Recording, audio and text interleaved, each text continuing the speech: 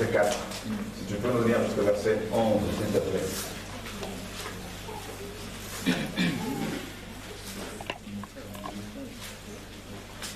Écoute Israël.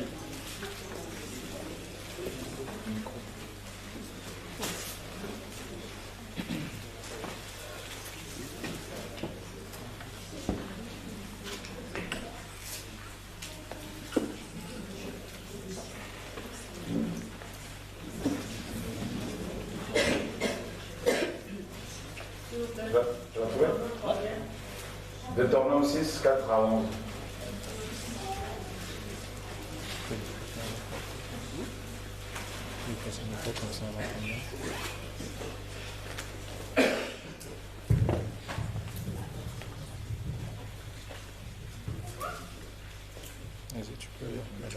Écoute Israël, l'Éternel notre Dieu est le seul Dieu.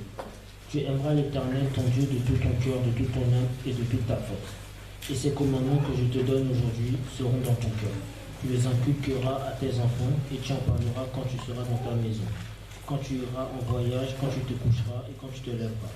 Tu les liras comme un signe sur tes mains et ils seront comme des fronteaux entre tes yeux. Tu les écriras sur les poteaux de ta maison et sur tes portes. L'Éternel ton Dieu te fera entrer dans le pays qu'il a juré à tes pères. Ok, tu peux t'arrêter là. Tu as vu le passage où il est question de mettre la loi sur la main, sur le front. Ouais. Tu peux le relire, s'il te plaît? Tu les liras comme des signes sur tes mains et ils seront comme des fronteaux entre tes yeux. Voilà. Et les Hébreux devaient avoir sur leur front ou sur la main droite la parole, la marque de la parole de Dieu. C'était des phylactères, des petits étuis dans lesquels on mettait des phrases, des boucles, de mots, de versets. Voilà, donc tu devais l'attacher ici comme ça, ou à la main. Et on sait que Satan singe Dieu. Donc, pour comprendre la marque de la bête, il faut d'abord comprendre la marque de Dieu. D'accord? Parce que Satan essaie d'imiter Dieu, un mal. Et donc la marque des Hébreux était la parole. La parole était sur le front. Pourquoi le front? Et parce que c'est la pensée. D'accord? Donc on comprend ici que la parole de Dieu devait être imprimée dans la pensée humaine. Et on comprend cette parole dans Psaume 119, 11, où le psalmiste disait « Je serre ta parole dans mon cœur. » D'accord? Afin de ne pas pécher contre toi. Donc, et on comprend aussi pourquoi Dieu, dans Jérémie 31, dans Hébreux chapitre 8, disait qu'un temps allait venir où il allait, lui Dieu, imprimer, inscrire sa loi dans notre esprit. D'accord? Dans notre cœur. Et ensuite, pourquoi la main? La main, c'est Yad en hébreu. Yad nous parle du pouvoir, de la puissance, de l'autorité, de l'action. Donc ça veut dire quoi?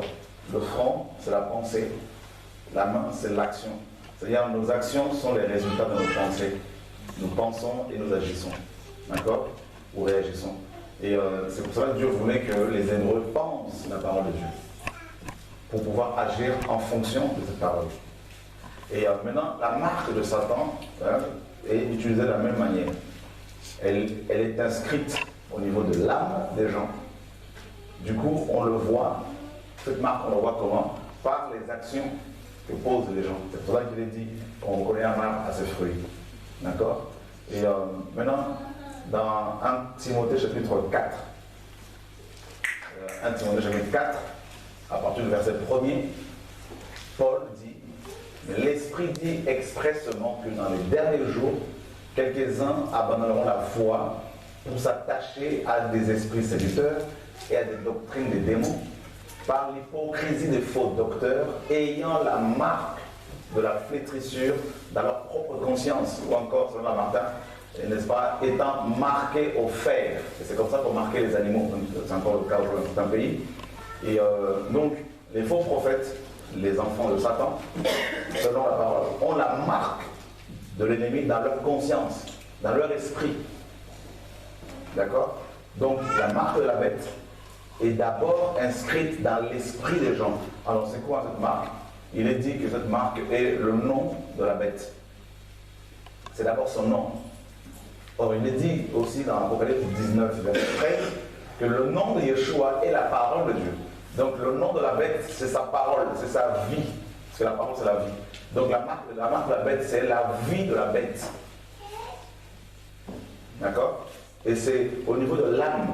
Vous allez rencontrer simplement des gens qui parfois, même des païens, on sait qu'ils sont marqués, hein, c'est clair, comme nous hier. Mais il y a des gens qui se disent chrétiens, quand vous le côtoyez, vous apercevez qu'ils sont tellement méchants que quoi que vous fassiez, ils ne changeront pas. Ils sont déjà marqués.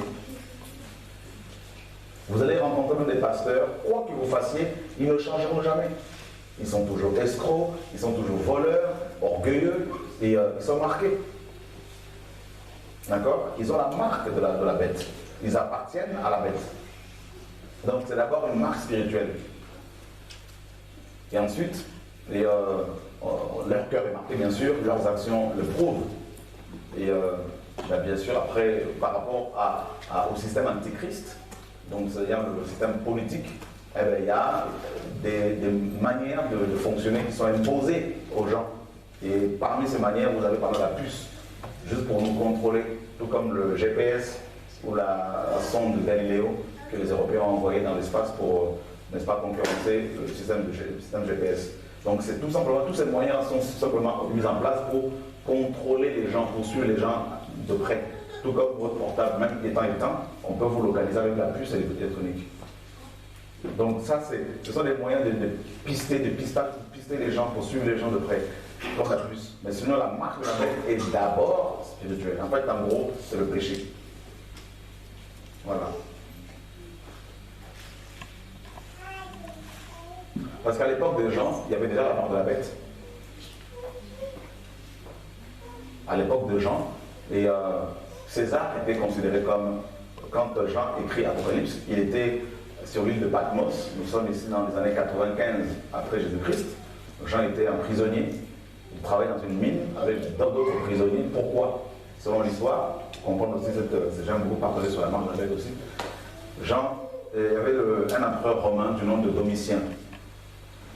Domitien était frère de Titus. Titus, c'est celui qui a détruit le temple de Jérusalem en l'an 70. Et Domitien, son frère, à la mort de Vespasien, leur père, Domitien, à la mort de son frère Titus, va prendre le pouvoir. Et quand il arrive au pouvoir, il va obliger les chrétiens à construire un temple sur l'une des 7 collines de l'Empire romain, la Grèce, selon certains, mais plutôt Rome. C'est pourquoi on appelle Rome, on l'appelle la ville de cette colline. Donc Domitien voulait que les chrétiens seulement construisent sur cette colline un temple dédié au dieu Zeus. Et beaucoup de chrétiens avaient refusé. Et à l'époque, on obligeait les chrétiens, qui étaient considérés comme une nouvelle secte, à sacrifier des animaux en l'honneur de César. Et on leur demandait également à allumer de l'encens et à crier haut et fort devant tout le monde, César est Dieu. Et c'est pour cela que Paul dirait dans Romains 10, si tu confesses de ta bouche le Seigneur Jésus-Christ, il parle aux Romains ici, et si tu crois dans ton cœur que Dieu l'a révélé dans tes morts, tu seras sauvé. Parce que beaucoup de chrétiens, à cause de cette loi romaine qui demandait aux gens de sacrifier pour César et de crier haut et fort que César est Dieu, à cause de cela, beaucoup de chrétiens n'osaient plus déclarer ouvertement que Jésus-Christ était Seigneur. D'accord? Et Rome était considéré comme le plus grand empire. César était considéré à la fois comme une divinité et le plus grand roi. Et les chrétiens, nouvelle secte selon certains, commencèrent à l'époque à annoncer qu'il y avait un autre roi, un autre royaume qui était beaucoup plus puissant que Rome, et un roi qui était au-dessus de César. Donc vous voyez le contexte un peu historique. Donc du coup, les Césars étaient en colère, tous les Césars, notamment Domitien. Et Jean, parce qu'il a refusé de sacrifier en son honneur, il va être contraint de travailler dans une mine. Et c'est là qu'il va recevoir toutes ces révélations. Alors pour ne pas se faire exécuter, pour ne pas être tué en citant nommément Domitien, Dieu va lui donner des symboles. Il va utiliser un langage symbolique en parlant de la bête. En parlant de la mer, on sait que la mer, là, à cette époque, c'était Rome, un monde désorganisé, un royaume impie. Nous avons la bête, c'était le monde de la mer, qui avait 7 cornes et 10 têtes, n'est-ce pas? Donc, les 7 collines. Et donc, c'était un langage symbolique. Et par la marque de la bête, parce qu'à l'époque, justement, on sacrifiait aux divinités, on sacrifiait à l'honneur de César. Donc, la marque de la bête n'est pas quelque chose qui concerne seulement notre génération. Elle a toujours été là. Et plus ça va, plus les hommes et les femmes sont marqués. Aujourd'hui, avec ce qui se passe dans le monde, et les vrais chrétiens, ça se compte sur le doigt d'une main. Il y en a très peu, parce que la plupart sont marqués déjà. Les enfants sont marqués. Regardez bien comment les gens sont marqués. On est dans une génération où le péché est tellement banalisé que tout devient normal. Le bien devient mal, le mal devient bien. Comment vous pouvez comprendre que des hommes en costume et cravate qui ont fait des longues études et puissent s'asseoir ou délibérer afin de déclarer, de décider que 2 hommes pourraient maintenant se marier et adopter? Et comment vous pouvez comprendre cela? Voilà le monde dans lequel nous sommes. Les gens sont marqués. Et de plus en plus d'églises et des pasteurs acceptent de bénir ce type de mariage. Et on est en train de proposer aux hommes le 3e genre. C'est-à-dire le genre féminin et masculin ne sont plus les 2 genres principaux, n'est-ce pas? Mais il faut rajouter un 3e. Donc l'Inde est un des premiers pays à voter le 3e genre, l'Allemagne, qui est proche de nous, est le premier pays européen à avoir voté cela. Donc ça veut dire qu'aujourd'hui, on va enseigner dans les écoles que un enfant, déjà c'est le cas déjà dans beaucoup de pays, que si tu es un garçon, on peut te dire, mais tu peux jouer ton sexe. T'es ni garçon ni fille, ça doit te décider. Donc les gens sont marqués.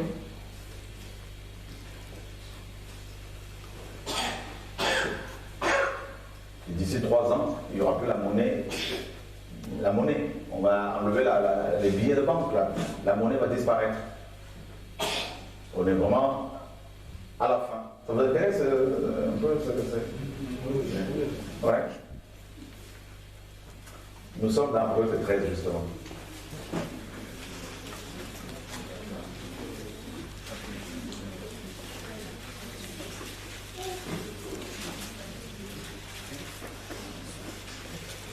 Et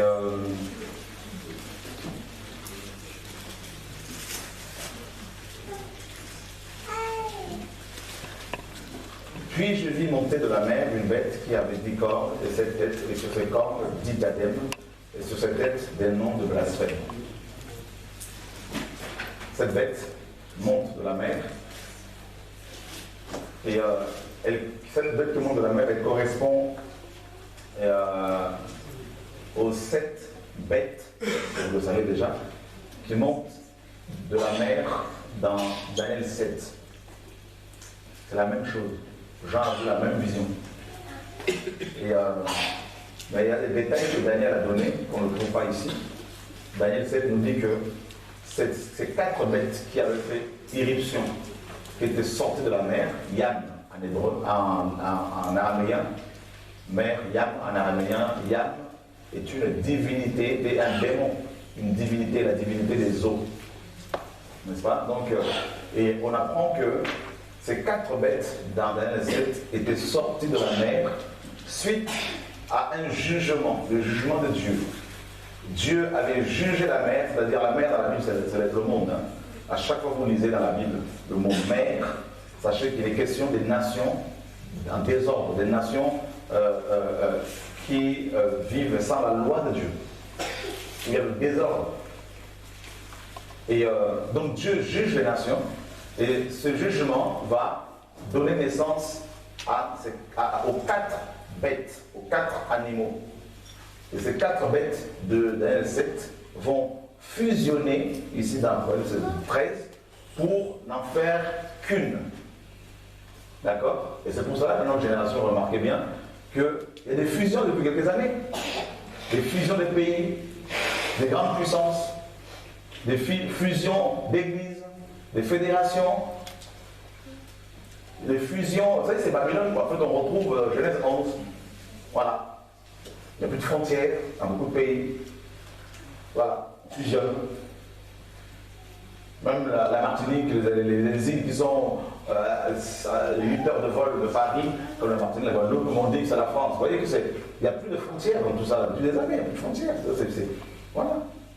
Petit à petit, les grands de ce monde commencent à nous parler un peu de leurs projets, mais sinon, depuis des années, pour eux, il n'y avait pas de frontières. Ça n'existait pas pour eux depuis des années. D'accord? La Terre était un petit village. Voilà. Donc, la bête d'Apocalypse 13 est déjà en place depuis des années. Et c'est ce gouvernement mondial. Je me rappelle, il y a 5 ans, j'étais en mission à l'île de la Réunion. Et j'étais à l'aéroport, je m'apprêtais à aller, je crois que j'allais à l'île Maurice. Et le Seigneur m'interpelle. Il me dit, il faudrait que tu écrives un autre livre sur la fin de temps. Parce qu'il va y avoir bientôt le nouvel ordre mondial. On va l'annoncer officiellement. Alors il faudrait que tu avertisses les enfants. Et la voix du Seigneur m'a parlé clairement. Et au retour de la mission, et j'ai commencé à écrire sur le nouvel ordre mondial. Et quand ce livre est sorti, quelques temps après, il y a eu effectivement le 2 avril 2009 et une grande réunion donc à Londres du G20 où Gordon Brown, l'ancien Premier ministre de l'Angleterre, a décrété avec ses amis qui allait avoir justement ce nouvel ordre mondial. En fait, ils l'ont officiellement mis en place. Et beaucoup de gens, beaucoup de chrétiens, beaucoup d'églises, les gens, ils ne savent même pas ce que c'est. Vous demandez aux chrétiens, c'est quoi le nouvel ordre mondial? Ils ne savent pas. Pourquoi? Parce que dans nos églises, on nous a tellement habitués à donner la dîme, à donner la dîme. C'est-à-dire, dans la tête de beaucoup de chrétiens, il n'y a que ça. Dîme, vous serez bénis. Donc tout ce qui se passe autour de nous, les gens ne sont pas au courant. Ils sont complètement ignorants. Vous demandez à beaucoup les pasteurs, c'est quoi le nouvel ordre mondial? Ils ne savent pas. Vous leur demandez, mais c'est quoi? Quelles sont les institutions européennes? Ils ne savent pas, ils ne connaissent pas. C'est quoi le FMI? Ils ne savent pas. C'est quoi la BM? Ils ne connaissent pas. Il n'y a pas une culture générale, alors que la Bible nous demande, nous ordonne de nous renseigner. La parole de Dieu n'est pas seulement pour nous enseigner, mais aussi pour nous informer. L'information manque à beaucoup de chrétiens. On peut t'enseigner avec plein de versets de la tête. Oh, Jean chapitre 14, ici, des références, balance comme ça, là, c'est bien, mais l'information, est-ce que tu l'as? Parce que la parole de Dieu est confirmée par l'actualité. D'accord? La parole prophétique. Pierre dit quoi? Ça vous intéresse après ce que je vais parler? Ah ouais? Pierre dit que, on demande toujours. Pierre dit que nous devons, n'est-ce pas, prêter attention à la parole prophétique. N'est-ce pas? Comme une lampe qui brille dans un lieu obscur, jusqu'à ce que l'étoile du matin paraisse. D'accord? C'est important la parole prophétique, parce que la parole prophétique, la parole de Dieu, la parole prophétique, les prophéties bibliques nous donnent l'éclairage sur notre temps, notre génération. Qu'est-ce que Dieu dit pour notre génération? Qu'est-ce qui va se passer? C'est important parce que nous qui sommes chrétiens, c'est à nous d'informer les païens. Ah oui, donc voilà ce qui va se passer dans notre génération, voilà ce que les Écritures nous disent. Celui qui a l'information, n'est-ce pas, ne peut pas se faire manipuler, ne se fera jamais manipuler.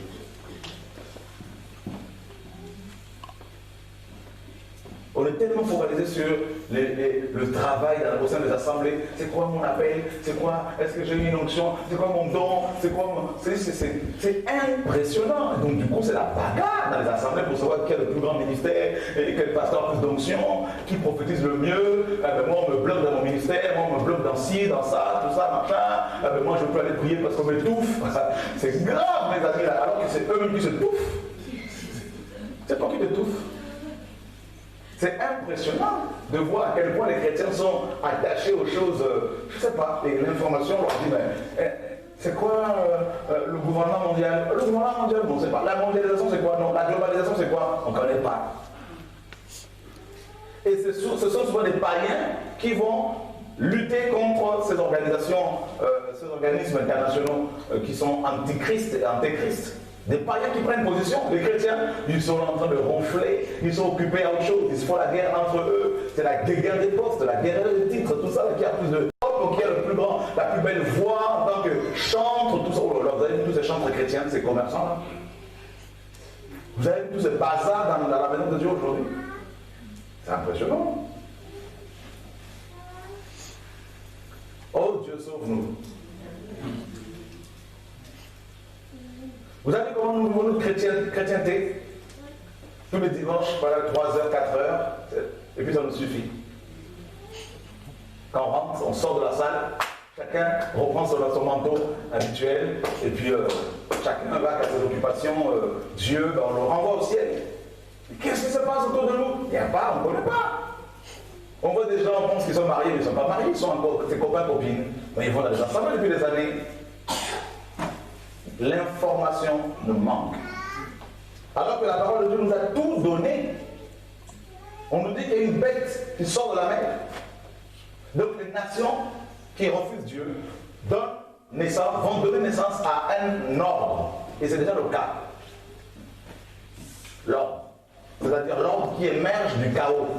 Il faut provoquer le chaos pour asseoir un ordre. C'est comme dans Genèse 1, au commencement, Dieu créa les cieux et la terre devint formée vide. Vous voyez, il y avait ce chaos-là, primitif. Eh bien, du chaos primitif est sorti un ordre, l'ordre de Dieu. D'accord? Eh bien, Satan procède de la même manière. Il vient, il crée un chaos dans ta vie. Et il revient avec un semblant de solution. Mais en fait, ça te rend esclave. Je prends l'exemple. Satan, s'il veut te détruire, par rapport à l'ordre, nous sommes dans la pensée prophétique ici. Il t'envoie une femme, si tu es un homme. Alors que tu étais content, tu étais heureux, tu étais étant seul, tu étais heureux. Il t'envoie une femme qui arrive, qui te séduit. Tu tombes amoureux de cette femme. Et puis ensuite, Satan l'enlève. La femme te quitte. Tu te retrouves avec des problèmes du cœur, blessé, sentimentalement. Alors qu'avant, tu étais bien. Et le même diable, qu'est-ce qu'il va faire? Eh bien, il revient te voir avec une autre solution. Et c'est quoi la solution? Ça peut être la drogue. Et il te dit, ben voilà, si tu veux, n'est-ce pas, te soulager, si tu veux oublier, ben voilà, il y a l'alcool, il y a la cigarette, les antidépresseurs. Voilà, tu sors d'un problème pour rentrer dans un autre. Donc, on fait émerger un ordre à partir d'un chaos provoqué par, bien sûr, l'ennemi. Et c'est exactement comme ça que le monde est organisé. Et la parole de Dieu nous avertit depuis des années. Quand on nous dit ici qu'il y a, n'est-ce pas, notamment dans Daniel 7 et après c'est 13, qu'il y a ces bêtes qui sortent de la mer. Mais la mer, là, c'est pas Dieu qui l'a... La mer, c'est l'organisation humaine. Et c'est pas Dieu qui l'a mis en place. C'est l'ennemi qui a mis cet ordre-là. Et Dieu vient, il juge. D'accord? Il frappe les nations, et bon, au lieu qu'elles se répondent, non, elles vont s'auto-organiser, elles vont mettre en place un autre ordre. Et c'est exactement ce qui se passe. Vous pensez que quand vous allez élire le président, là, tout ça, français, ou je ne sais pas qui, lequel de français que vous avez élu, le président, vous pensez que quand vous faites vous votez, là, tout ça, c'est vous qui votez? C'est pas vous, ça vous le savez déjà, c'est pas vous. Le suffrage universel n'existait pas, ça c'est que de la poudre, n'est-ce pas? Voilà, c'est que de la mascarade, tout ça, là, c'est pour nous endormir. Les dés sont déjà jetés. D'accord? C'est juste pour vous caresser au carreau, c'est pour faire croire que ça va, c'est la démocratie. Il n'y a pas de démocratie, là.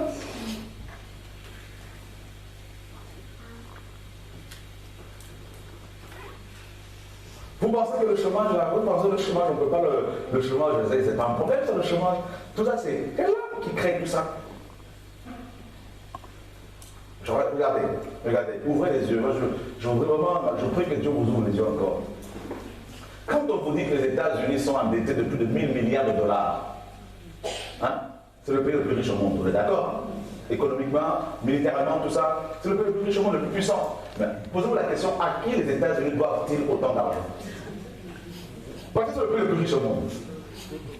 Vous ne voyez pas quelque chose qui ne tombe pas, hein? Quand on vous vous dit que Madoff a détourné 6 milliards de dollars. Et quand vous savez, sachant en même temps que ce sont ces grands qui gèrent les banques, Madoff, où est-ce qu'il a mis ces 6 milliards de dollars s'il n'est pas complice avec tout ce monde? Vous pensez qu'il est en prison vraiment là? Mais allez le voir, mon ami, il sort dans son jet privé pour aller à le voir. C'est les pions. Vous pensez que Bin Laden, tout ça là, c'est. Vous pensez quoi là, mes amis là? Vous pensez que le terrorisme c'est quoi là? Vous pensez quoi? Tout ça c'est l'ordre. Il faut un équilibre. Pour les Illuminati, pour les gens de ce monde, tout est complètement mélangé, les gens sont complètement mélangés et nous sommes comme des pions sur un terrain et vous avez les grands qui sont en dehors de à l'extérieur de ce terrain et ils sont en train de tout gérer, de tout contrôler. Et vous pensez que les pasteurs évangéliques, vous pensez que vraiment ils servent le Seigneur tous là, mais la plupart c'est des marionnettes de ces grands. Comme Karl Marx l'a si bien dit, que la religion est le camp du peuple. Et vous pensez quoi? Réveillez-vous mes amis là, on est à la fin. Alléluia. Un tel message en Afrique on te tue. Et vous dites la vérité. Il y a tellement de choses que nos églises on n'en parle pas de les assemblées. On nous laisse. Vous pensez que les maîtres de ce monde ne savent pas ce qui est présent dans nos églises? Mais il encourage les pasteurs à prêcher comme ça sur donnez vous serez bénis, donnez vous serez bénis, pour ne pas que les yeux des gens s'ouvrent. C'est pour cela qu'il n'y a pas des grands ministres qui viennent prier. Le message là, c'est eux qui sont derrière. Ils vont venir s'asseoir avec nous comment? Alléluia. Vous voulez que je continue encore là? Ok. Dieu est bon.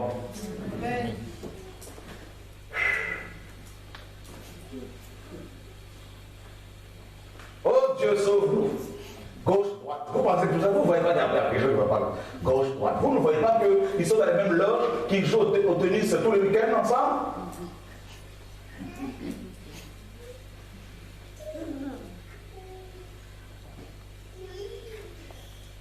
Voilà le gouvernement mondial. On y est depuis les années.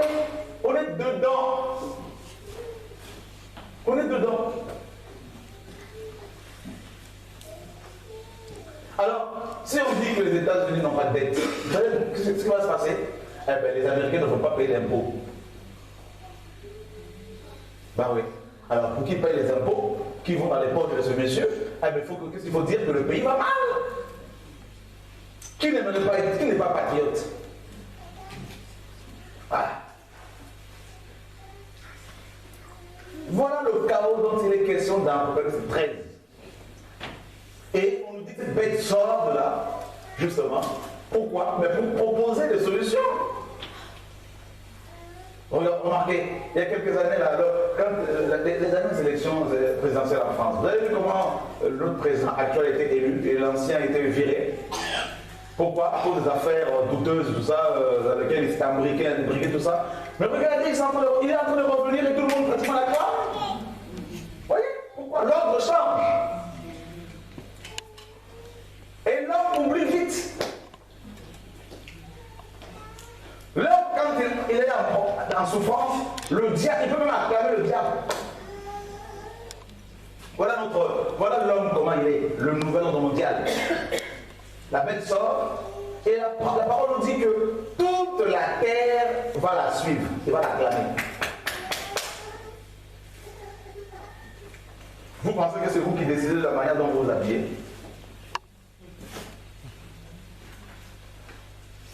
Pas du tout. Regardez comment ça se passe. On a inventé une machine qu'on appelle la télévision. D'accord? Cet appareil. À qui on rend un culte. Et on le place, cet appareil, au centre de notre vie familiale. Vous n'avez pas vu son hôtel? Regardez le trône qu'on donne à cet appareil. On lui a construit un trône. Vous n'avez pas fait attention? Ben voilà. C'est une difficulté terrible. Il a son trône. Il a aussi ses intérêts qui sont devant. Et cette divinité est devenue notre maître pour nous enseigner, pour nous éduquer.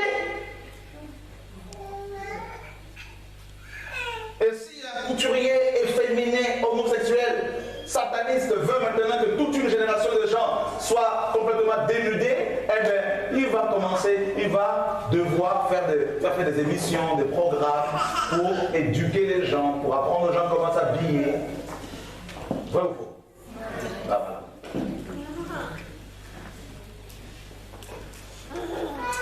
Une pub, deux pubs, trois pubs, ça rentre dans ta tête. Ah, j'aimerais bien se décolleter. Ah, j'aimerais bien ce jean qui me serre comme ça, bien comme il faut, comme je veux à la télévision.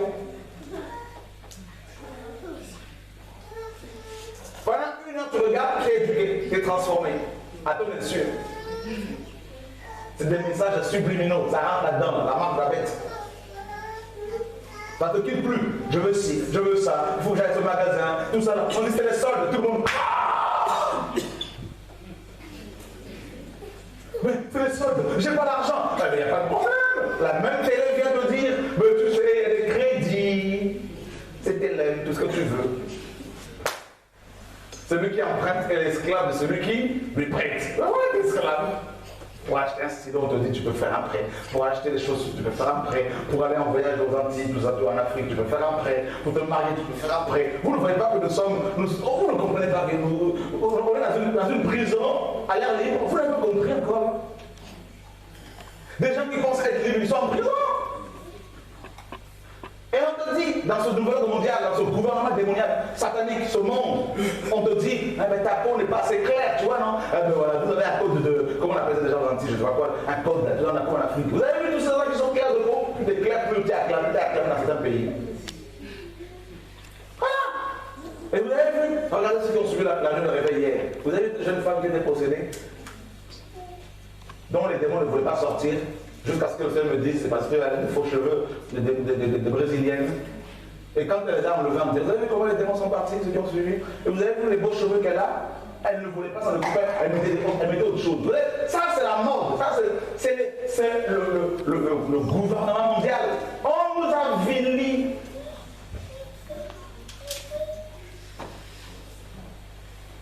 Parfois, ceux qui sont en prison, dans les vraies prisons, dans les 4 murs, ils sont plus libres que ceux qui sont dehors. Je vous dis la vérité.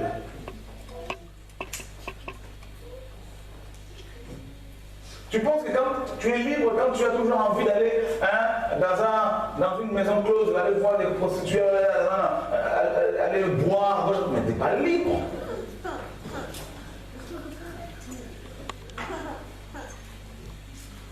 Alléluia. Amen. Ouais. Tu penses que tu es libre, mon frère, mon ami, monsieur, quand tu vas toujours voir, n'est-ce pas, aller toujours au tabac pour t'acheter un paquet de clopes. Et pour t'empêcher de fumer, je dirais plutôt pour t'encourager encore à te tuer, on a mis des images très très violentes, très très subjectives dessus. On voit les poumons complètement abîmés par la cigarette et en plus on a adjoint une petite note en dessous pour te dire que fumer tue. Mais malgré cela tu fumes. Tu penses que tu es libre?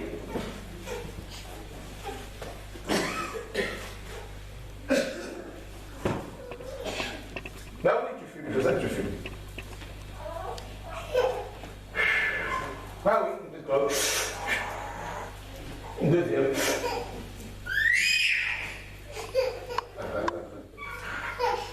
Mais comment il le sait? C'est pas moi. Dieu sauve-nous. Qui va être délivré de cette génération-là? Et nos bouts de chou, nos enfants là sont, mes amis, nos enfants à l'école. Vous savez ce qui se passe à l'école? Vous savez ce qui se passe? En France, on a voulu, il y a quelques années, on a voulu diffuser un film là où un poisson était amoureux d'un chat. Un poisson, mâle, amoureux d'un chat. Voilà, mâle. Vous vous rendez compte? Mais je vous dis. Le nouveau monde mondial. Voilà le monde dans lequel nous sommes.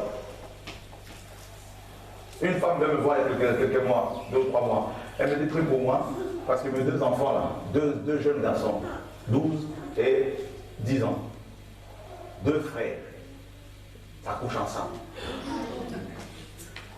Voilà notre monde. Et dès que je rentre du travail, je trouve l'un sur l'autre. À plusieurs reprises. Hier, on apprend que Un couple vient d'apprendre que leurs enfants, garçons et filles, il y en a une qui a 12 ans, je ne sais pas quoi, l'autre qui couche ensemble. Vous voyez le monde dans lequel nous sommes, le Seigneur est plus loin.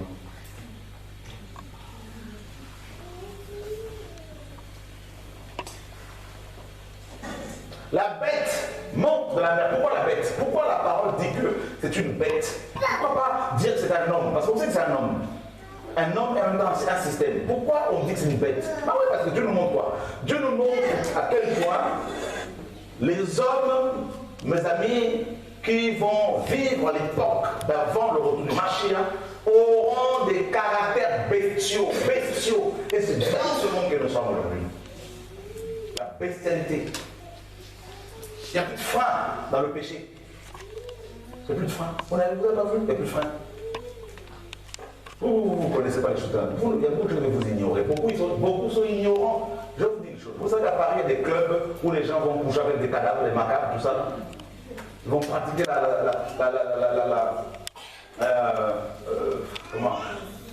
la zoophilie. Non, c'est pas la zoophilie. La nécrophilie. Hein? Ils vont pratiquer la nécrophilie. Un jour, un frère me dit, voilà, je prêchais à mon assemblée, une église pentecôtiste, hein? Il dénonçait le péché, et à la fin, le diacre, le diacre qui s'occupe de la Sainte Seine. Tout le dimanche, c'est lui qui s'occupe de la Sainte Seine. Ce diacre, il va le voir pour lui dire, je veux confesser un péché. Il lui dit, c'est quoi? Il dit, ben, chaque week-end, je veux coucher avec les cadavres dans un club à Paris. Quand les gens meurent, ceux qui sont en bon état, là, on les prend, on les nettoie, on les maquille, on les amène là-bas, quand ils sont encore chauds, là, et les riches, on va coucher avec. Il n'y a pas qu'à Paris. Quand on parle des enfants disparus, vous pensez qu'il y a beaucoup de choses, je sais pas, il y a des choses que je ne vais pas vous dire ici. Comme c'est filmé là, il y a des choses, il faut être informé. Le monde n'est pas tel que vous le voyez là, mes amis. Ah non. Les hommes qui sont riches, les grands de ce monde, vous pensez quoi? Vous savez, je vais vous dire une chose. Il y a la pyramide. Vous voyez la pyramide là, hein? Que vous voyez sur le billet de $1. L'homme, quand il arrive à ce niveau-là, c'est-à-dire la richesse, la gloire, comme les stars hollywoodiennes, comme les grands hommes, comme les riches, quand ils arrivent à ce niveau-là de gloire, comme ce n'est pas la gloire de Dieu, l'âme n'est pas satisfaite. Et ils vont vouloir encore goûter à autre chose. Mais ils ont goûté presque à tout, sauf Dieu. Parce que quand Dieu est à nous, eh bien, toutes nos soifs, toute notre faim est assouvie, tout ça là. Mais si ce n'est pas la gloire de Dieu, eh bien, tu vas vouloir encore aller de profondeur en profondeur. Et tu n'es toujours pas satisfait. Comme il est dit, celui qui aime l'argent n'est pas rassasié par l'argent. Mais qu'est-ce qu'ils font? Eh bien, ils vont goûter à la drogue, mais ils sont toujours en vide. Ils vont goûter à l'alcool, il y a toujours un vide. Ils vont, même s'ils ont les plus belles femmes au monde, mais vous allez voir qu'ils vont vouloir encore d'autres femmes comme Salomon. Il en a eu plus de 1000, près de 1000. Vous vous rendez compte? 1000 femmes. Et ils n'étaient toujours pas satisfaits. Alors qu'est-ce qu'ils vont goûter? Ils vont commencer à goûter à la zéophilie, à la pédophilie. Ils vont commencer à pratiquer des choses de tout point, parce qu'ils ont besoin de se remplir, de remplir ce vide. Bien.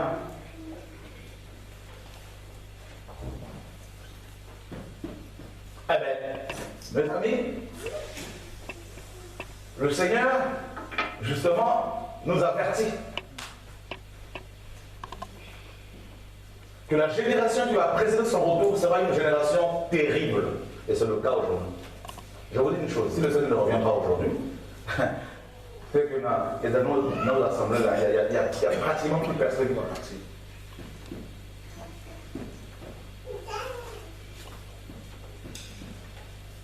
S'il ne revient pas là, c'est que nous sommes vraiment... Il est dit dans la Bible, hein, si ces jours n'étaient abrégés, personne ne serait sauvé. Personne. Aujourd'hui en France, il y a presque un mariage sur deux qui finit au divorce. Chaque année. Plus de 100 000 divorces sont prononcés chaque année en France.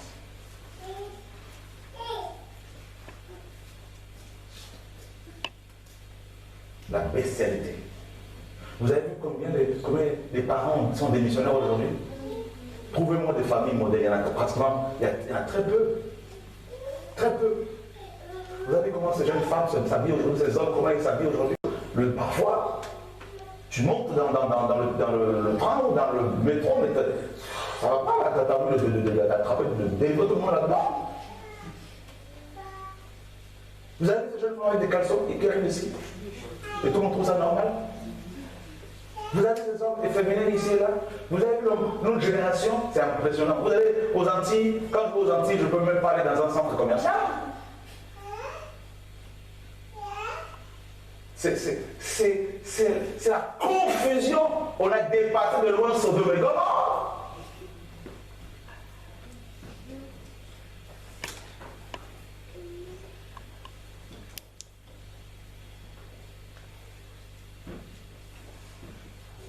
Il faut aller au Gabon pour aller une fois. Si vous allez au Gabon, vous allez voir combien beaucoup d'Européens âgés, 60 ans, 65 ans, 70 ans, vont là-bas pour sortir avec des jeunes femmes de 15 ans, 16 ans, vous les voyez dans des gros 4x4 avec ces hommes.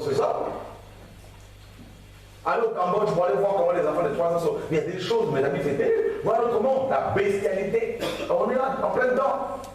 C'est suite à ta question que le Seigneur m'a poussé à parler de ces choses pour vous ouvrir les yeux, pour préparer vos familles pour l'enlèvement, pour préparer vos parents, vos femmes, préparer vos enfants, vous qui avez des enfants. Jeunes gens, parlez-en à vos parents. Le Seigneur est plus loin. On n'a plus de temps. C'est fini. On n'a plus de temps. Dans l'horloge de Dieu, là, les amis, là, c'est fini.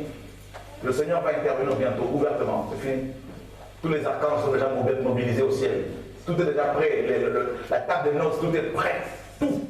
Quand Dieu m'a enlevé au ciel, il m'a montré, quand j'ai parlé pendant longtemps avec Gabriel, je lui posais des questions, il me répondait. J'ai vu tous les archanges qui étaient là, qui étaient en activité, qui s'activaient, tout ça, et tout était déjà organisé. J'ai vu les ustensiles du temple là-haut, je posais des questions à Gabriel par rapport à la gestion de toutes ces choses. Il me répondait. Et un ange a commencé à parler de langue inconnue. Jésus reviens, c'est une réalité, et je commençais à prophétiser. Et quand on m'a fait boire, Gabriel m'a fait boire cette eau, on m'a dit clairement qu'il faut annoncer le retour du Mashiach. Et il est en train de revenir parce que la tour de Babel est déjà reconstruite. En fait, nous sommes en train de vivre actuellement Genèse 11. La tour est reconstruite avec le gouvernement mondial, avec le gouvernement mondial. Bientôt, écoutez bien, on va bientôt vous présenter le gouvernement mondial. En 2008, il y a eu une crise qui avait été provoquée. D'accord? Pour justifier la présence du nouvel ordre mondial. La crise de 2008, pour ceux qui s'en rappellent. Tout le monde était en panique, tout ça. Les gens étaient en panique et ces hommes, ces sorciers sont venus avec le nouvel ordre mondial. Tout le monde a dit oui, c'est bien ça. Et ils ont créé une autre crise qui a commencé en 2009, la crise actuelle. Ça a commencé principalement avec quel pays? La Grèce. Et pourquoi la Grèce? Dans la prophétie biblique, la Grèce, c'est le léopard. C'est la rapidité. Vous avez vu la rapidité avec laquelle Alexandre le Grand a conquis plusieurs nations à l'époque, au IVe siècle. Eh bien voilà, la Grèce, pour nous montrer que cette crise qui a commencé en Grèce allait se répandre rapidement dans le monde entier. Pourquoi la Grèce aussi? Parce que la Grèce, pour votre information, la Grèce a donné au monde la démocratie. Ça a commencé en Grèce. La Grèce a donné au monde le théâtre. Ça a commencé en Grèce. La Grèce a donné au monde les Jeux olympiques. Ça a commencé là-bas. La Grèce, n'est-ce pas, est une... La Grèce a donné au monde une grande culture. L'hellénisation. La culture grecque. D'accord? Alors, c'est la Grèce qui a été choisie justement dans la prophétie biblique. Selon Apocalypse 13, pardon, on nous dit que cette bête ressemblait aussi à un léopard. C'est écrit, non? Voilà. Donc la Grèce a un rôle majeur à jouer dans l'organisation du gouvernement mondial. C'est pour cela qu'il a été choisi cette nation, pour impacter les nations, pour provoquer ce chaos. Et ça a touché l'Espagne. C'est encore le cas, ça touche le Portugal, c'est l'Irlande, la France actuellement. Vous voyez, c'est l'Allemagne, ça va sur toutes les nations. Et ensuite, vous allez voir dans les prochains mois, qu'est-ce qui va se passer prochainement? Eh bien, on viendra pour vous dire clairement, eh bien, au vu de toutes ces crises, au vu de tous ces problèmes que nous rencontrons, eh bien, nous proposons, Jacques Attali, un grand homme français, pour ceux qui connaissent un peu, annonce ouvertement qu'il faut un gouvernement mondial. Il parlait déjà bien avant que le nouvel ordre mondial ne soit mis en place. Il parlait déjà de cette organisation et ça a été mis en place. Et on va vous présenter maintenant ce gouvernement mondial. Ça veut dire quoi? Gouvernement mondial veut dire une seule pensée, une seule manière de voir les choses.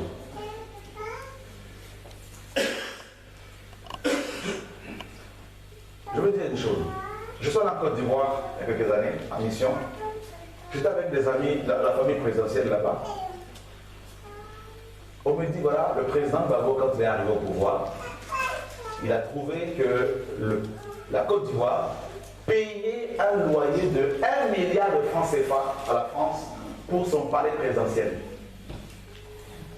Parce qu'il était construit par les Français, Bouygues Télécom, Bouygues Construction. Et quand le président voulait changer ce contrat, on a créé cette guerre. Vous pensez que la France est gérée par les Français? Non.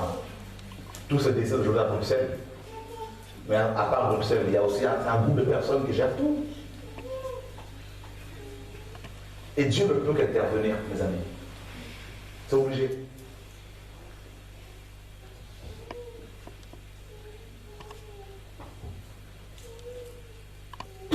Toute la terre sur la bête. Toute la terre adore la bête. Et on nous dit que cette bête va faire la guerre aux saints et va les vaincre. C'est-à-dire les vrais chrétiens, si on vous a dit que vous allez être applaudis, eh bien vous êtes mal convertis. C'est le temps de véritablement vous convertir. Parce que la vraie conversion implique le rejet, la persécution. On va de plus en plus nous persécuter.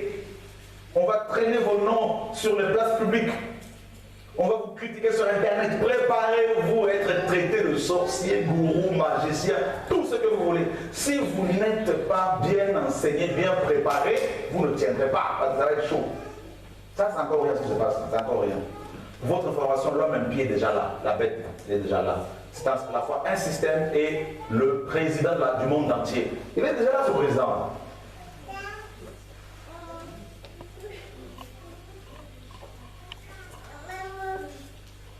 Il sera le président des Africains, des Antillais, des Marocains, des Asiatiques, tout ça, le président de la terre.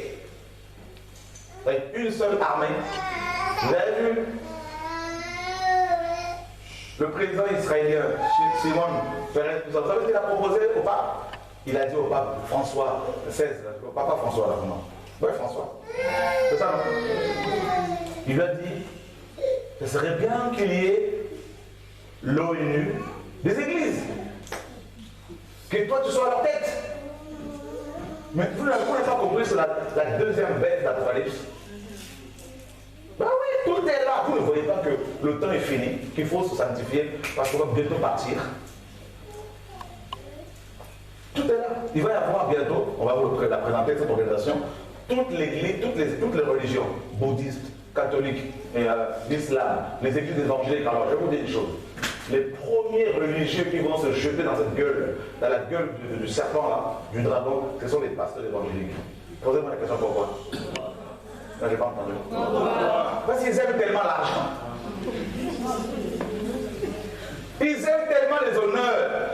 Vous voyez comment ils marchent, on porte leur Bible. Vous avez vu ça chez les Africains?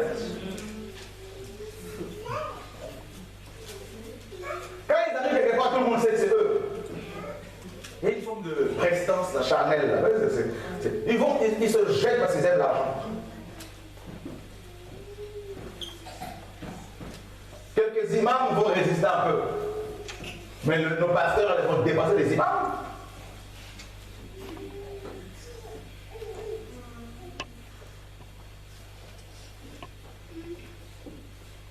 La puce, c'est déjà le cas. Bientôt, ça va se passer. Vous n'aurez plus besoin de carte bleue. On va vous mettre une puce là, pour tout payer. Il y a des terminaux, il y aura des terminaux, vous allez vous poser seulement la main comme ça. Ça enregistré, on prélève. Pour en arriver là, vous savez ce qui va se passer? Hein? Ah, écoutez bien.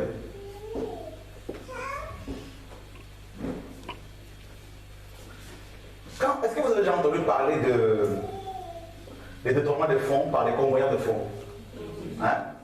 On en parle de plus en plus. Hein? Vous savez ce que c'est, je vous dis une chose. Vous pensez que ces gens, ils sont seuls, mais ils sont payés par les Illuminati, certains. Je prends l'exemple. Pour que les gens, en fait, pour justifier la mise en place d'une puce électronique, il faut bien, n'est-ce pas, qu'il y ait des vols. Alors ils vont payer ces convoyeurs pour leur dire, ben, prenez l'argent.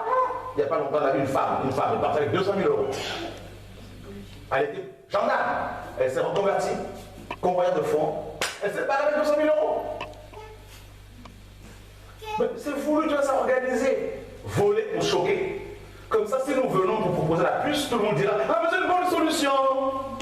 Comme ça, il y aura peu de casse. Voilà comment ça se passe. Et on ne voit que du feu. Préparez la puce. Et tout le monde va crier, oh quelle technologie! Quelle avancée technologique! Voilà. La puce. Localisée partout où tu vas être. On est content de le GPS de nos voitures, n'est-ce pas? Oh, système tout équipé, tout ça, le GPS. On est là, on s'en rend pas compte qu'on est sur le satellite là, à l'œil sur toi. On est tellement naïfs là, mes amis. Là. Aujourd'hui, il n'y a pas un seul endroit sur Terre où tu peux te cacher sans photo, pratiquement. Vous avez le nombre de satellites qui sont au-dessus de nos têtes, là, qui nous surveillent nuit et jour. Hein? Les caméras dans nos villes. Pour justifier la présence des caméras, il faut qu'il y ait des viols. Ah ben on va financer quelqu'un drogué, on va aller mettre le bazar là-bas. Ils vont violer, ils vont voler. Voyez vous-même, les statistiques le démontrent. Ah, mais il faut une solution. Ah ben, pas de problème, monsieur le dirigeant, mettez-nous des caméras, surveillez-nous. Ben voilà. À partir d'un bureau, à la mairie, on vous sert, on voit tout. On appuie sur un bouton, la rue Jean-Jacques. Deuxième bouton, la rue Pierre, Marie Curie, je ne sais pas quoi. Eh ben, tous les vous le voyez, c'est devenu, on devient des prisonniers dans une prison énorme. Vous ne réalisez pas, là, mes amis, là. Et maintenant, quand vous êtes dans les assemblées, vous dites, c'est là que vous êtes délivré. Quand vous arrivez, vous devenez aussi prisonniers des bishops. Alléluia. Ouh, Jésus sauve-nous. Qui veut délivrer?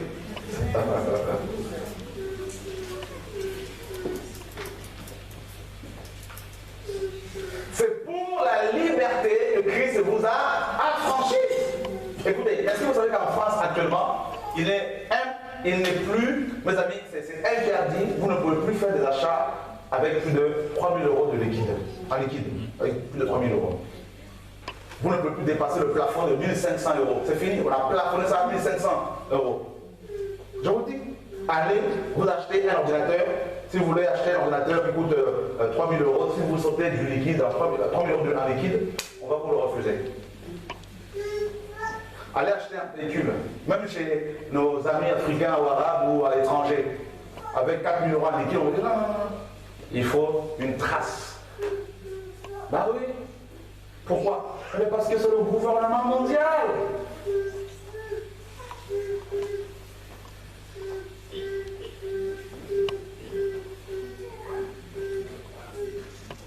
Des questions?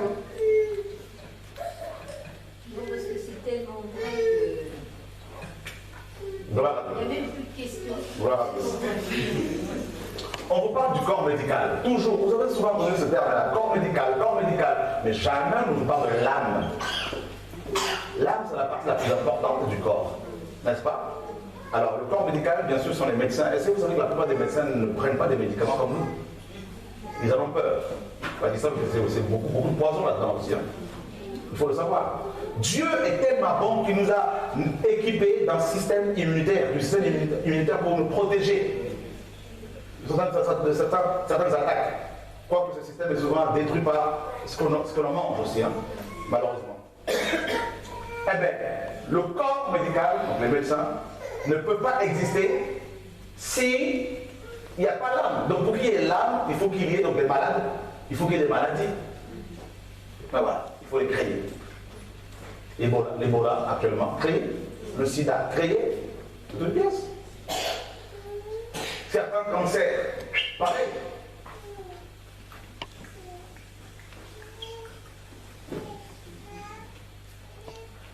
Des sociétés pharmaceutiques, la plupart sont gérées par les satanistes. Regardez le cible des pharmacies, c'est un serpent. Vous savez, c'est pas ce nom-là, c'est le dieu Esculape, le dieu grec, le dieu de la guérison, de la médecine. Si on veut remonter encore chez les Grecs, pour votre information, le premier médecin chez les Grecs, celui à qui tous les médecins font allégeance, vous savez comment il s'appelle? C'est qui? Hippocrate. Vous voyez? Donc c'est toute une science. C'est une science. Et Ecclésiaste nous dit dans Ecclésiaste 1:6 que la principale science, c'est la crainte de Dieu. Alléluia. Amen. Gloire à Dieu. Vous aimez la parole, frères et sœurs, n'est-ce pas? Vous aimez la parole. Dieu nous enseigne, Dieu nous apprend.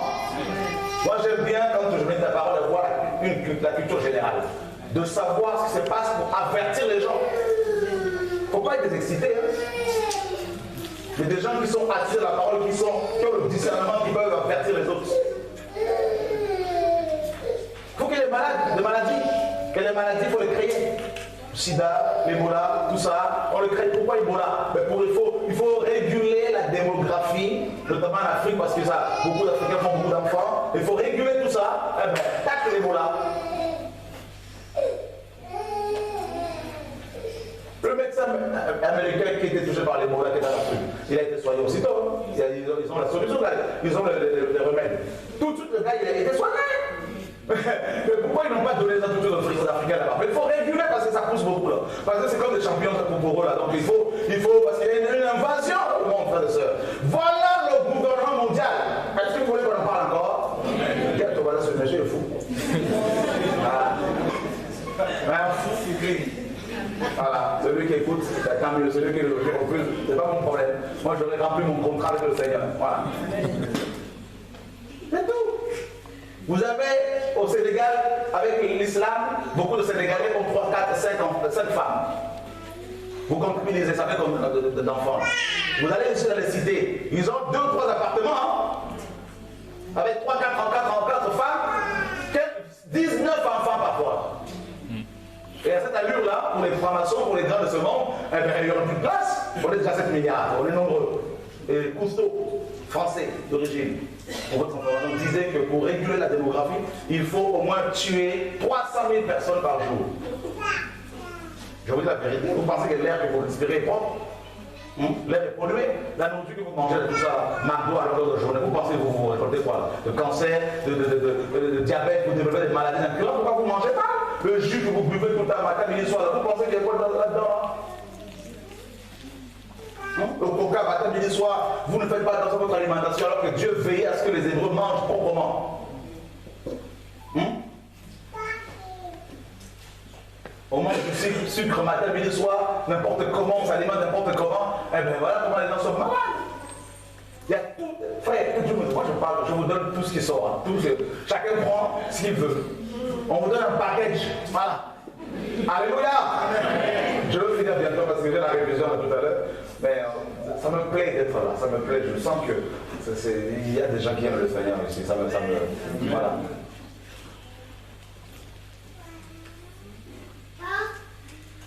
C'est terrible. Vous voyez les vaches, vous savez ce qu'on donne aux vaches? Les vaches sont des herbivores. On leur donne, c'est ce qu'on leur donne, vous savez quoi? De la farine. Vous avez vu Dieu donner de la farine aux animaux? Les vaches sont tellement enfarinées. Ils sont nés enfarinés, ils sont enfarinés en matin, midi, soir, qu'ils trouvent maintenant de l'herbe amère. Il faut la farine. Et ça provoque quoi? Des maladies bizarres parfois, des mélanges. Le maïs, comment on appelle ça? Je sais pas quoi là. Voilà. Vous avez vu? On nous gave. Ce n'est plus une alimentation pour, n'est-ce pas, soigner, mais c'est des produits. Il faut vendre. Nous sommes comme des acheteurs. Voilà.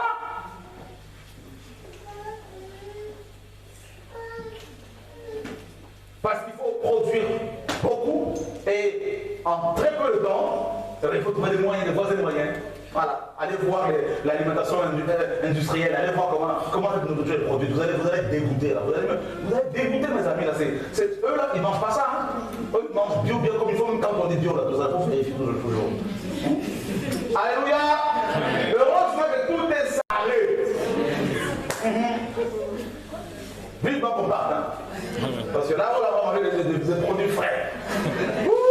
Des bananes fraîches, des oranges fraîches, de l'eau pure, l'eau limpide. Yeshua HaMashiach, la beauté par excellence. Oh, je l'aime, je le kiffe. Oh. Si vous voyez la démarche de Jésus, frère, c'est terrible. Oh. Si on vous envoie l'arrêter, il faut quand même l'écouter parce que vous serez toujours, vous serez pris. Moi qui étais un grand violent, tout ça, et quand le jour il m'a dragué, là, mes amis, là, le jour il m'a fait la cour, là. Et arrêter avec le péché. Tellement Yeshua est beau. Oui. Alors vous pensez qu'au ciel on va s'ennuyer parce que déjà on a vu la bête, mais à part ça, il y a une bonne nouvelle. Il y a un royaume là-haut, mes amis, là, que j'ai vu plus de 7 fois. C'est magnifique. J'ai vu des jardins là-bas qu'on ne voit pas sur terre, qui n'existaient pas. Il n'y a même pas de mots pour les décrire. Des rivières d'eau, de l'eau limpide, c'est des chutes d'eau. Vous pensez qu'on va s'ennuyer? On va manger de bananes qu'on ne voit pas sur terre, frère. Je vous dis. Hein? Imagine, tu vas prendre ta banane sur l'épaule comme ça, là. Hein? Tu vas appeler Michael, tu peux venir avec moi, c'était on va t'asseoir sur un oranger, tout ça, on va manger de bananes, on va dire chaud. Ça va être magnifique, frère. Ouh, tu vas aller voir notre papa céleste. Papa, bonjour, ça va aujourd'hui? Oui, mon enfant, tu étais où? C'est une façon de parler, mon Dieu, c'est tout chaud. Ouais, papa, j'ai été me baigner là-bas avec. J'étais avec Abraham, j'étais avec David, tout ça. Alors, comment c'est passé? Magnifique, papa. On a mangé les oranges que tu as créées là-bas. Oh, c'était magnifique. On a mangé, on a été visiter la planète Mars, on était sur la planète Pluton, on s'est baladé dans toutes les. Vous savez, l'éternité ne sera pas suffisante pour visiter tout ce que tu as créé. Je vous dis, l'éternité n'est pas suffisante. Tellement que notre Père a créé les choses pour nous. Ça va être glorieux, mes amis. On va plus dormir. Fini le sommeil. Fini le soleil. Il faut qu'on te bouscule pour te réveiller. Chérie. Ah oui, je suis encore là. Fini tout ça. Alléluia.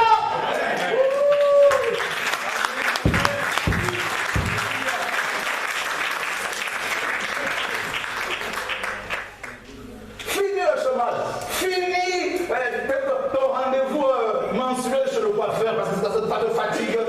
Voilà, toujours faut payer coiffeur. Fini tout ça, mon vieux. Fini de faire la queue chez toi, tu fais la queue devant les toilettes, tout ça. Chérie, c'était pour tout ça. Fini au ciel, alléluia.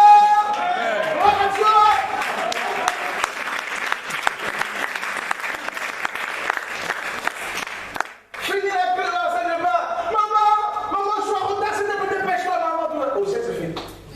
Vous vous rendez compte? Toutes ces tracasseries là, mes amis là. Fini, mes amis, là, la peur qu'on a quand on ouvre sa boîte de lettres, tout ça, parce qu'on tremble de dire les impôts, Seigneur, s'il te plaît. On prie en langue pour ne pas qu'il y ait les impôts. Alléluia! Seigneur.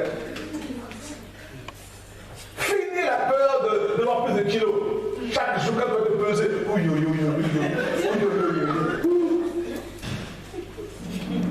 parce que le médecin dit, si vous continuez comme ça, c'est dans le chocolat pour votre santé.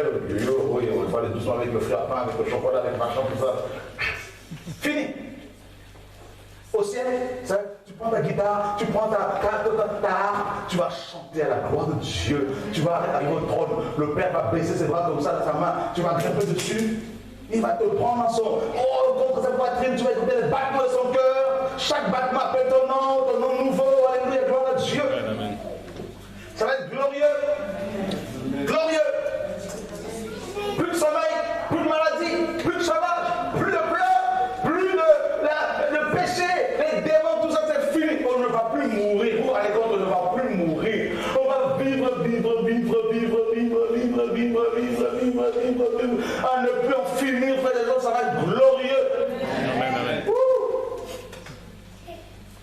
On n'est pas, ça vaut le coup de souffrir tout ça. Ça vaut le coup.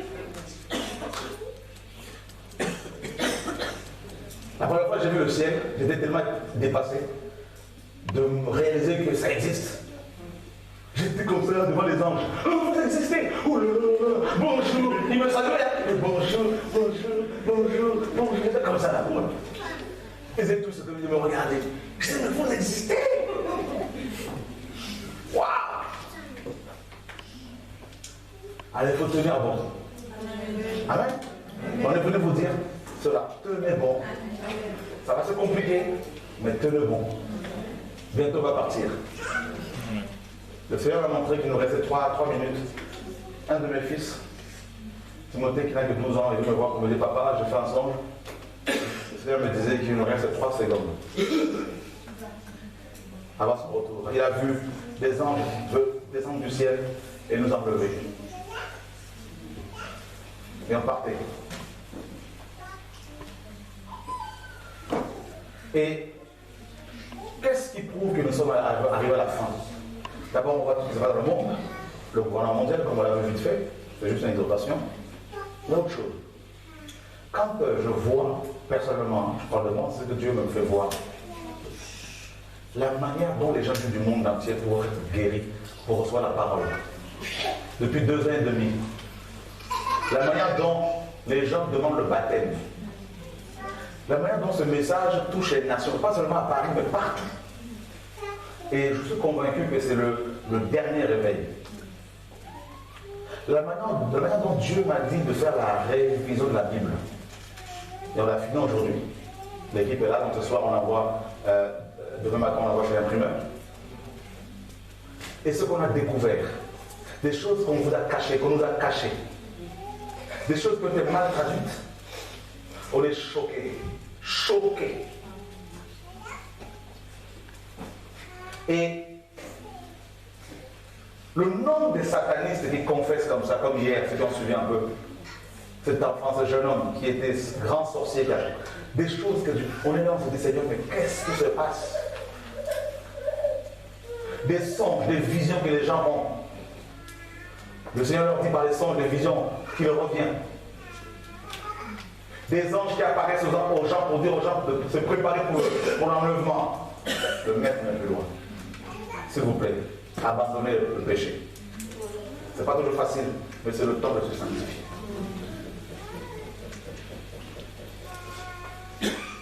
D'accord? On va partir. Pour l'éternité.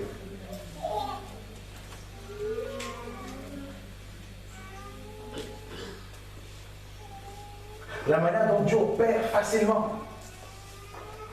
Facilement.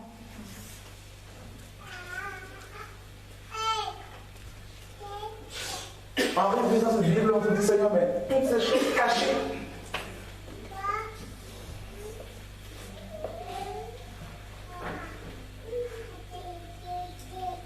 L'apostasie va grandir encore dans les églises. Beaucoup de chrétiens vont être dans leur maison. Beaucoup de petits groupes comme ici vont se développer ici à la cachée. Des jeunes, des moins jeunes, des nations. Dieu sort son peuple. Regardez bien ici et là. Regardez bien. Si vous êtes sincère, vous remarquerez que beaucoup de chrétiens actuellement quittent leurs assemblées. Qui a constaté cela? Voilà. Vous êtes prêts ou quoi? En fait, c'est le mouvement de Dieu. C'est le plus grand réveil. Dieu, il y a un vent qui souffle actuellement sur la terre, qui vient du ciel. Et ce vent sort les vrais enfants de Dieu des églises où Satan règne. Alléluia. Amen. Beaucoup sortent. Et qu'est-ce qu'ils vont faire? Eh bien, ils s'organisent en groupe de maison, en petite équipe ici et là.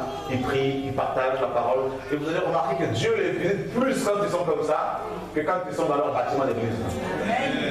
Vous allez comprendre ça.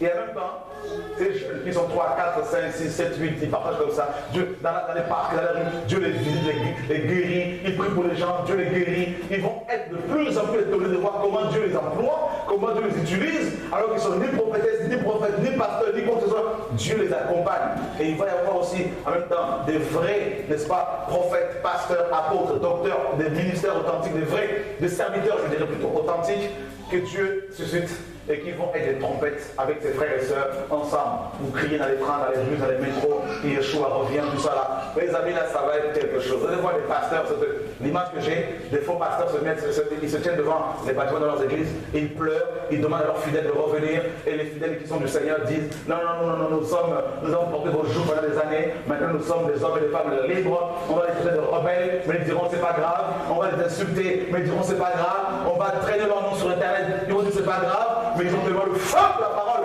le feu pour Jésus, ils ont la passion pour le Seigneur, ils sont des hommes et des femmes passionnés, ils sont amoureux, ils découvrent, ils redécouvrent Christ, mes amis.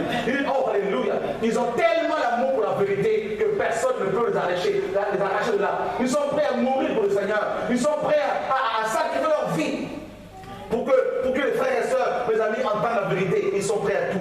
Et je vois ces hommes et ces femmes. Je vois Dieu les envoyer à l'étranger, dans beaucoup de pays à l'étranger. Je vois une onction terrible, une onction de guérison, une onction de délivrance. Je vois une onction prophétique. Je vois ces hommes et ces femmes qui avaient des prophéties, qui vont se manifester au nom de Yeshua. Je vois, alléluia, ces jeunes prophétesses, ces jeunes prophètes. Je vois cette onction de Dieu, alléluia, venue sur vous, vous saisir au nom de Yeshua. Je vois ces chaînes qui sont brisées au nom de Yeshua. Alléluia. Alléluia. Il y a le feu ici là. Il y a le feu sur toi. Jeune fille, Dieu dit, femme, je veux délivrer tes enfants. Je veux délivrer ton père et ta mère. Je veux visiter tes parents comme je l'ai promis. Tu verras ma gloire se manifester dans ta famille. Oh, alléluia.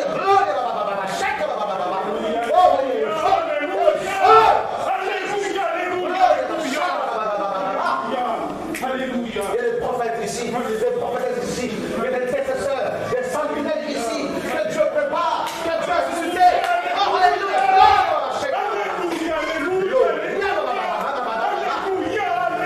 La gloire est là pour toi!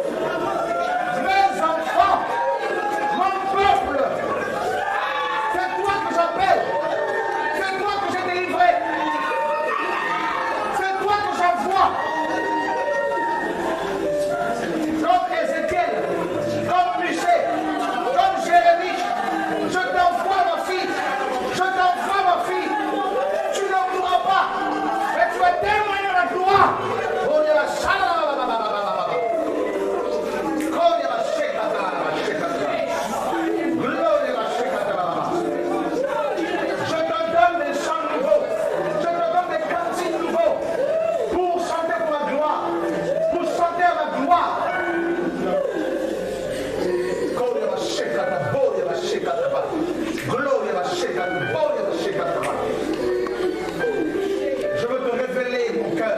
Je veux te révéler l'amour du Père. Je veux me révéler à toi comme ton Père. Ton Père, ton Père. Toi qui cries, toi qui pleures pour ton Père. Toi qui gémis, toi qui es blessé, toi qui es malade. Dieu dit qu'il t'aime, qu'il t'aime, qu'il t'aime.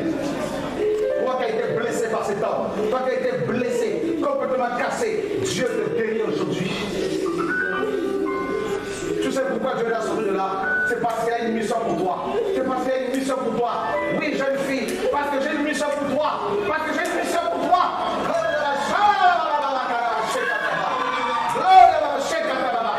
Voici mon nom sur toi.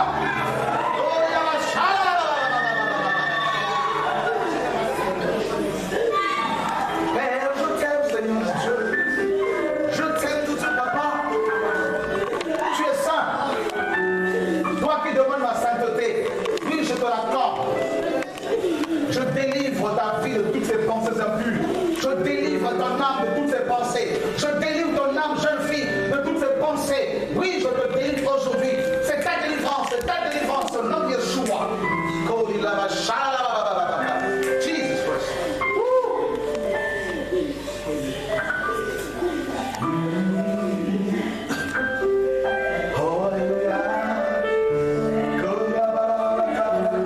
Je t'aime, tout mon Dieu. Je t'aime. Tout, je t'aime.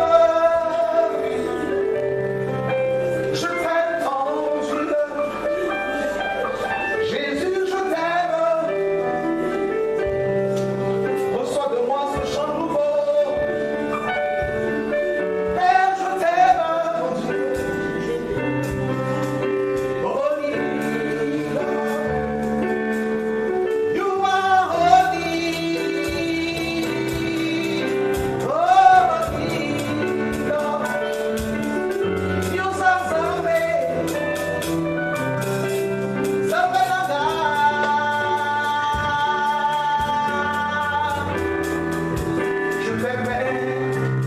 Je t'aime, aime Dieu plus que tout. Père, je t'aime.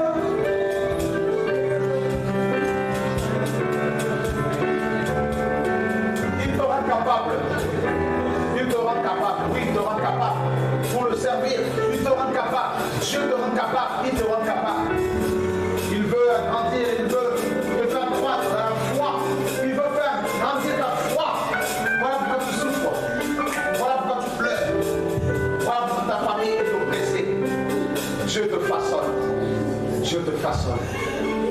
Il te façonne. Il te façonne. Il te façonne. Cette maladie ne te conduira pas à la mort. Je te délivre de cette maladie, ma fille.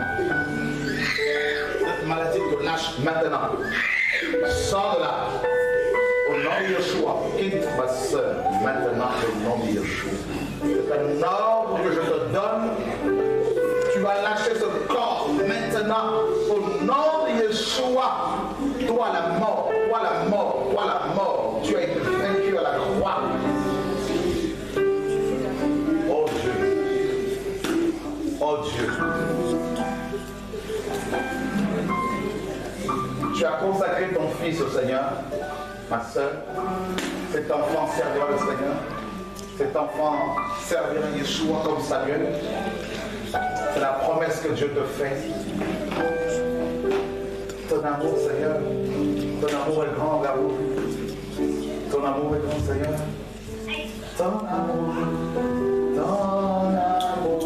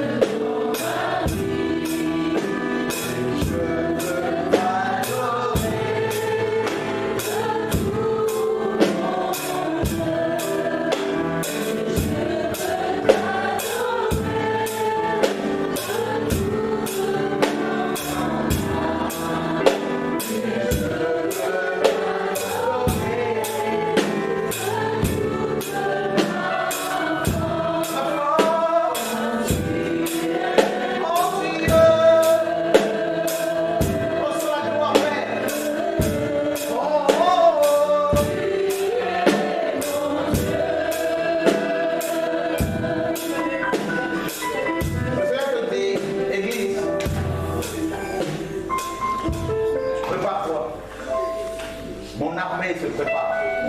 Prépare-toi. De grandes choses arrivent sur la terre. Un peuple nouveau se lève pour moi, se lèvera pour moi encore. Un peuple zélé. Un peuple dont l'âme est guérie.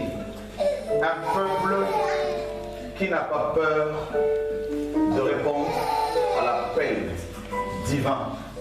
Un peuple qui n'a pas peur de ce que les hommes disent.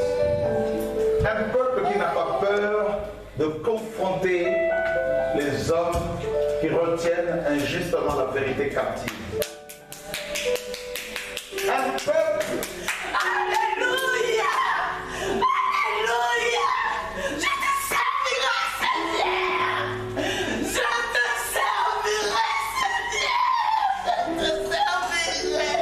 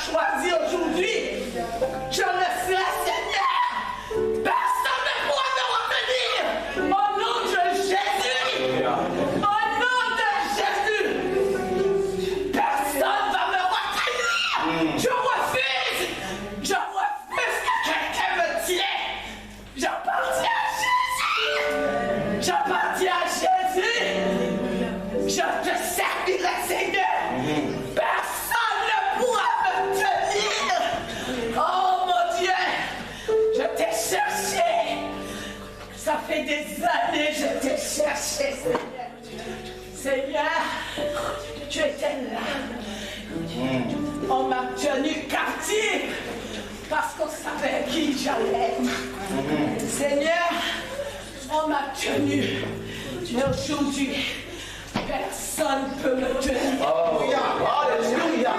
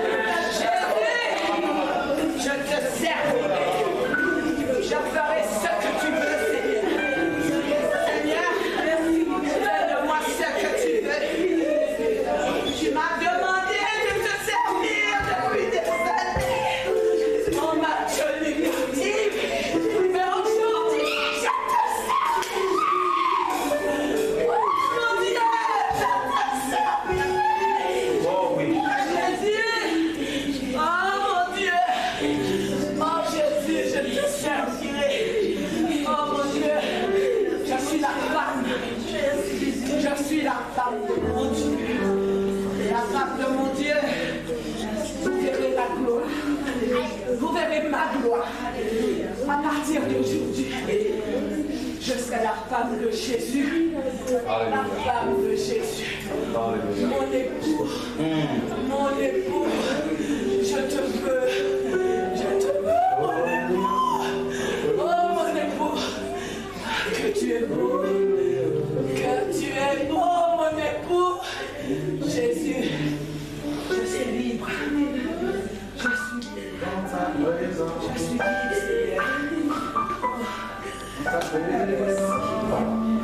me voici, Seigneur. Jésus, je suis guéri.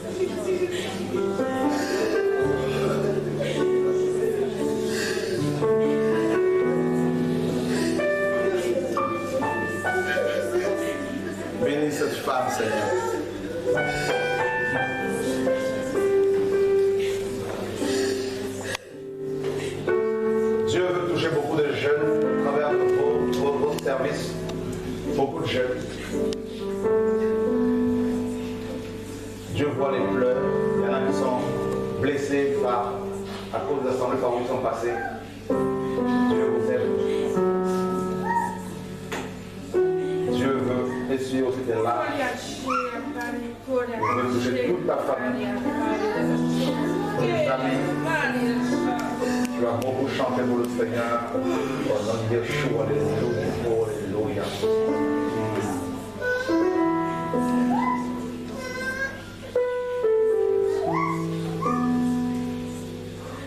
Dieu t'appelle. Il veut répondre à toutes tes questions. Il te dit, demeure dans ma présence. Demeure dans ma présence. Cet enfant servira Dieu. Au nom de Yeshua. Au nom de Yeshua. Elle est consacrée au Seigneur. C'est une perle. Au nom de Yeshua. Oh, alléluia. Soyez tous fortifiés, bénis. Amen, amen, amen, amen. On va travailler sur la Bible. Tout ça, c'était une joie pour moi que de passer.